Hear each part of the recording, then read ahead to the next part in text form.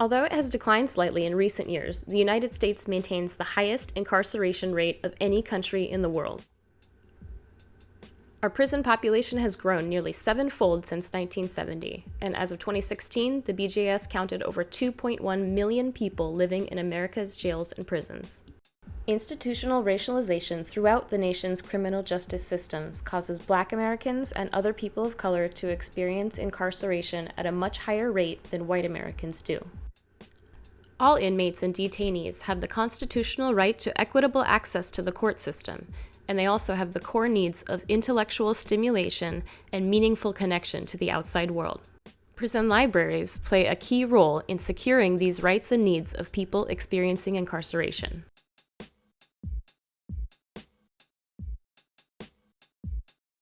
Prisons began providing inmates access to reading material in the late 18th and early 19th centuries. Collections were limited to Christian biblical texts, as the libraries of that time were run almost entirely by the clergy. The prison library functioned to strengthen inmates' moral character through religious education and devotion. As the 19th century progressed, criminologists extolled rehabilitation as the new, scientifically valid method of reforming criminal behavior. This caused prison libraries' corrective approach to shift from religious philosophy into a view of reading as a tool for education and a reward for good behavior. Over the next several decades, prison libraries broadened the scope of their mission beyond rehabilitation, additionally providing mental health education and recreation for prisoners. By 1950, the library functioned not merely as a time-killing recreational device. Books are, for many prisoners, a bridge to the free world. Over that bridge, they can pass to a better world with a broader horizon than they ever knew before.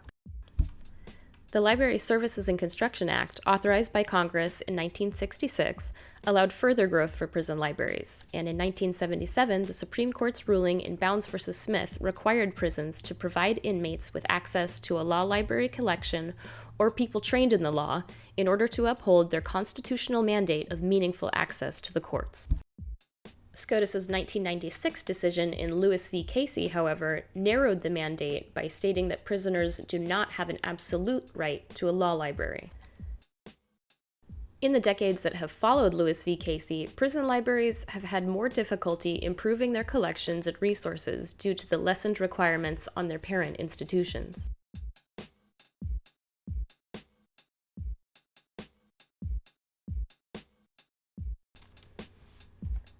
Despite legislative and judicial challenges, prison library workers continue to advocate for inmates' intellectual freedom and rights to information.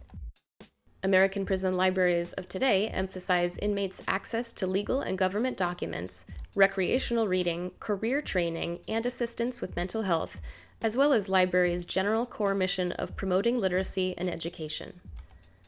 The ALA published the first draft of its Prisoner's Right to Read statement in 2010, including these suggestions. Correctional librarians and managers should select materials that reflect the demographic composition, information needs, interests, and diverse cultural values of the confined communities they serve.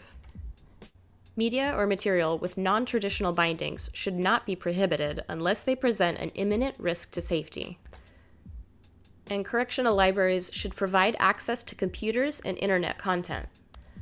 But while these resolutions may give prison librarians a guide by which to achieve a reasonable standard, in reality, prison libraries remain largely unable to afford their patrons this level of freedom since they are still funded and governed by their parent institutions. Most U.S. prisons do not permit inmates to access the internet, and prison libraries must constantly defend against violations of their users' right to privacy and censorship of their collections by public officials. Books can be considered contraband if they are bound in hardback, large enough to be used as a weapon, or contain content that is too sexual or racially charged.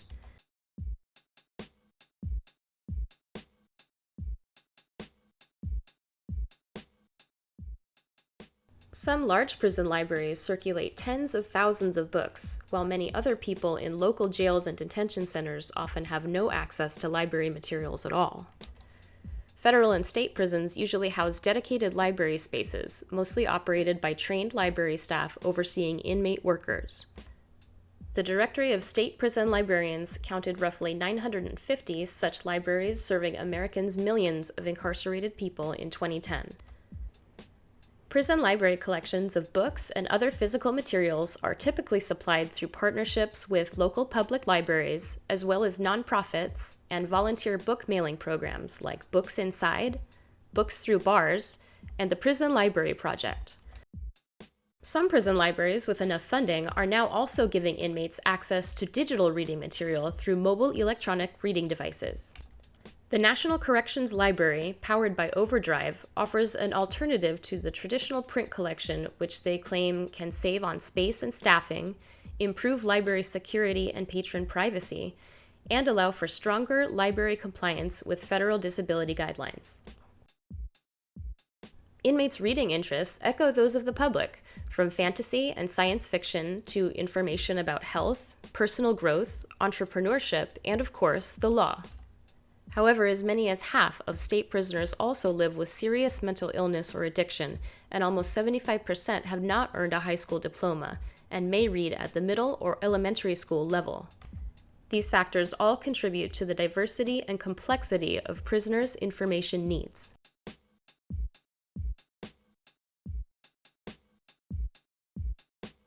Time spent incarcerated can mean years of missed formal education and career opportunities. Prison libraries help bridge inmates' knowledge and skill gaps by offering education programs ranging from basic literacy and GED certificate courses to fully accredited college degree programs, as well as career training based on trades likely to provide a living wage upon release. Additionally, there are unique programs like Montgomery County in Maryland's Library Book Repair Program, in which prisoners work full-time repairing damaged books for the county's public libraries, saving the county's library system hundreds of thousands of dollars over the years. Inmates are not paid for their work, but prison officials boast that they are still building valuable job skills. Prison libraries also help their users maintain important family relationships through programs that teach incarcerated parents about the impact of early literacy, and through technology that lets them record themselves reading books for their children.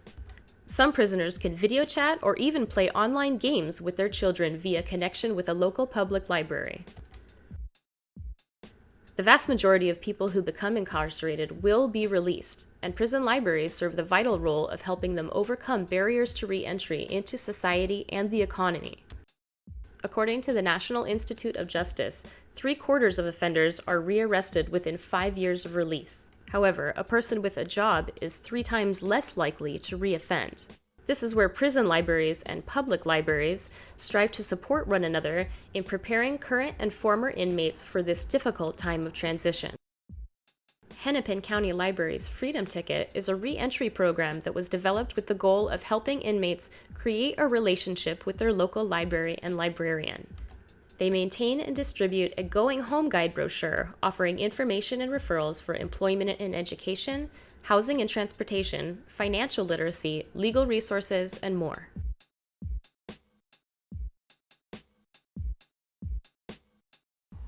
The effects of the American incarceration system are wide-reaching, considering in the year 2016 about 1 in 38 adults were under some form of correctional supervision. And some states spend more funds on their prisons than on their systems of higher education. This gives the effect and importance of prison libraries a wide reach as well. A prison library, like many special libraries, operates like a microcosm of a public library. Their patrons read at all levels, and their demographics intersect with many other special populations, such as older adults, juveniles, people with physical or developmental impairments, and readers of other languages. The majority of people incarcerated in America, however, are young and middle-aged men, a large number of whom are also spouses and parents. The education programs that prison libraries offer to these users have been shown not only to reduce recidivism and increase employment upon release, but also to decrease levels of violence among current inmates.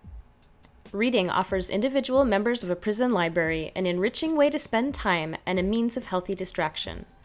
Overall, prison libraries provide many benefits to their users and other stakeholders, adding value to their parent institutions and functioning as anchors for the communities they serve.